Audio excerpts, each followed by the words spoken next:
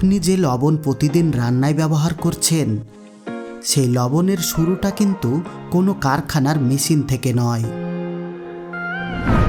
এর শুরু হতে পারে বিশাল সমুদ্রের পানি থেকে। লক্ষ লক্ষ লিটার সমুদ্রের পানি, প্রচণ্ড রোদ আর বিশাল বিশাল লবণ ক্ষেত্র, এই সব কিছুকে কাজে লাগিয়ে ধীরে ধীরে তৈরি হয় সাদা সাদা লবণের দানা।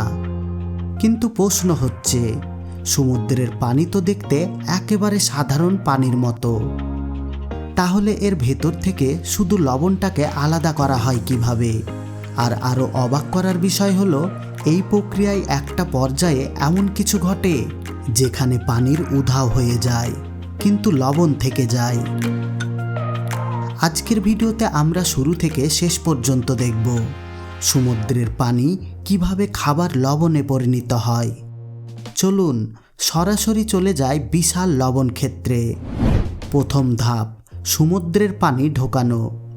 সমুদ্রের কাছাকাছি বিশাল এলাকা জুড়ে তৈরি করা হয় বিশেষ ধরনের লবণ ক্ষেত্র। দূর থেকে দেখলে এগুলোকে মনে হবে অসংখ্য ছোট ছোট জলাধার।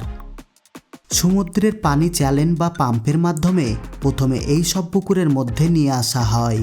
কিন্তু এখানে একটা মজার ব্যাপার আছে, এই পানি সরাসরি খাবার লবণ হয়ে যায় না, বরং শুরু হয় প্রকৃতির সবচেয়ে সহজ একটি প্রক্রিয়া, বাষ্পভবন। সূর্যের তাপে পানির উপরের অংশ ধীরে ধীরে বাষ্প হয়ে বাতাসে চলে যায়, কিন্তু পানির মধ্যে থাকা লবণ সেটা কোথাও যায় না। ফলে পানি যত কমতে থাকে, পানির মধ্যে লবণের ঘনত্ব তত বাড়তে থাকে। সূর্যই এখানে বিশাল মেশিন। এই লবণ তৈরির প্রক্রিয়ার সবচেয়ে অবাক করার বিষয় হলো, এখানে বিশাল কোনো বয়লার বসিয়ে সব পানি ফুটিয়ে ফেলা হচ্ছে না। অনেক সল্ট ওয়ার্কাসে প্রাকৃতিক সূর্যের তাপ এবং বাতাসকেই কাজে লাগানো হয়।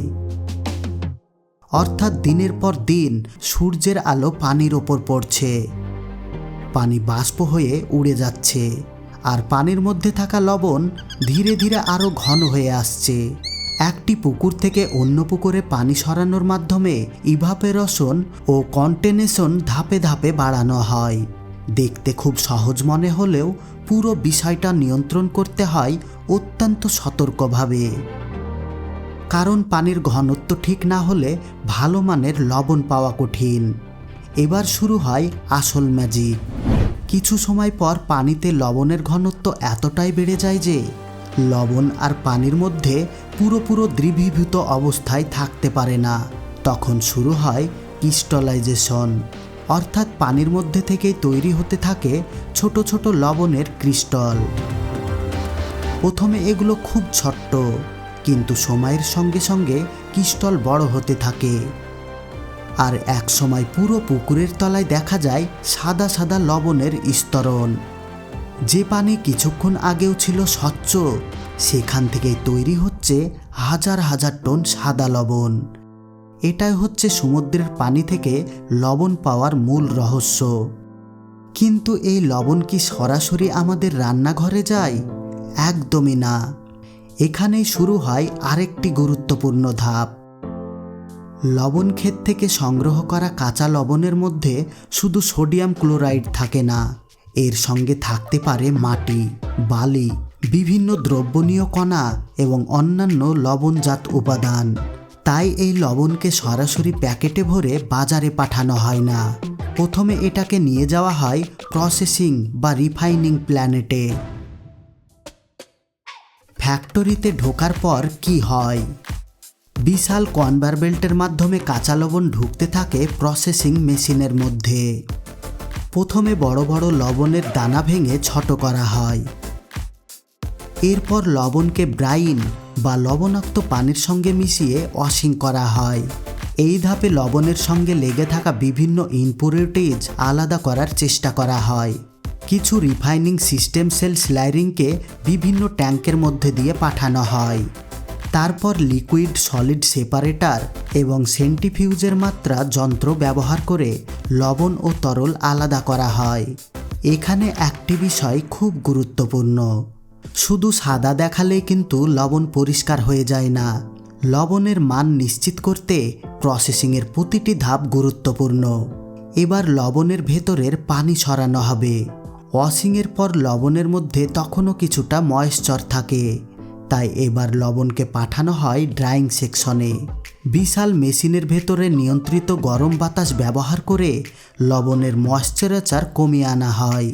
ভারতের রিফাইন সেল প্রসেসিংয়ের ক্ষেত্রে ফ্লুইডাইজেড বেড ড্রায়ারের মতো ড্রাইং সিস্টেম ব্যবহারের কথা সল কমিশনারের প্রক্রিয়া নির্দেশিকায় উল্লেখ রয়েছে।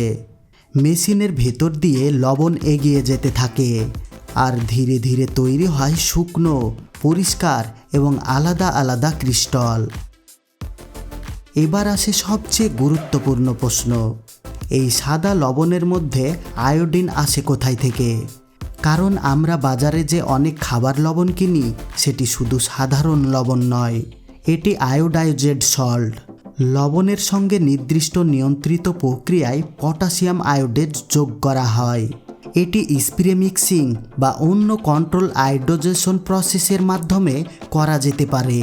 অর্থাৎ লবণের দানা তৈরি হওয়ার পরেও কাজ শেষ হয় না, তারপরেও কোয়ালিটি কন্ট্রোল, আয়োডাইজেশন এবং প্যাকেজিংয়ের মতো গুরুত্বপূর্ণ ধাপ থাকে।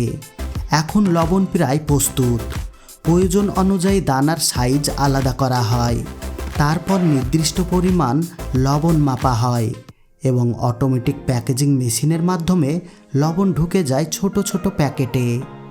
মেশিন কয়েক সেকেন্ডের মধ্যেই লবণ ভরে, প্যাকেট সিল করে এবং পরবর্তী প্যাকেটের জন্য প্রস্তুত হয়ে যায়।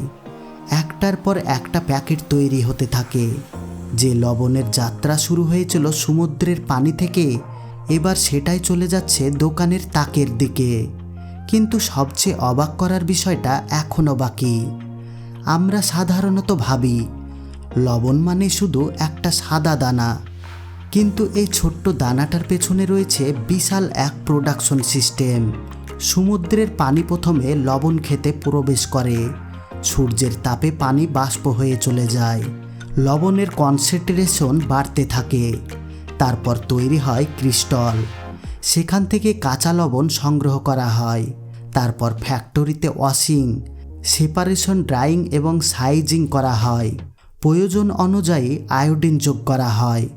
সবশেষে মেশিন সেই লবণকে ছোট ছোট প্যাকেটে ভরে দেয়। অর্থাৎ আপনার রান্নাঘরের এক চিমটি লবণের যাত্রা শুরু হতে পারে বিশাল সমুদ্র থেকে। আর সবচেয়ে সুন্দর বিষয় হলো, এই পুরো প্রক্রিয়ার একটি বড় অংশে মানুষের পাশাপাশি কাজ করে প্রকৃতিও। সূর্যের আলো, বাতাস আর সমুদ্রের পানিকে কাজে লাগিয়ে শুরু হয় এই বিশাল উপাদান প্রক্রিয়া। তারপর আধুনিক মেশিন সেই কাঁচা লবণকে পরিণত করে আমাদের প্রতিদিনের ব্যবহারযোগ্য খাবার লবণে। তাই পরের বার রান্না করার সময় এক চিমটি লবণ হাতে নিয়ে মনে রাখবেন, এটা শুধু একটা সাদা দানা নয়, এর পেছনে রয়েছে সমুদ্র, সূর্য, বিশাল লবণ ক্ষেত্র এবং আধুনিক কারখানার এক অসাধারণ যাত্রা।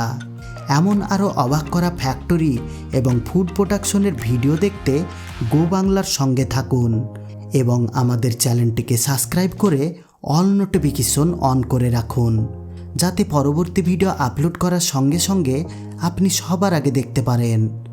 এতক্ষণ পর্যন্ত সঙ্গে থাকার জন্য আপনাদের সবাইকে অসংখ্য ধন্যবাদ।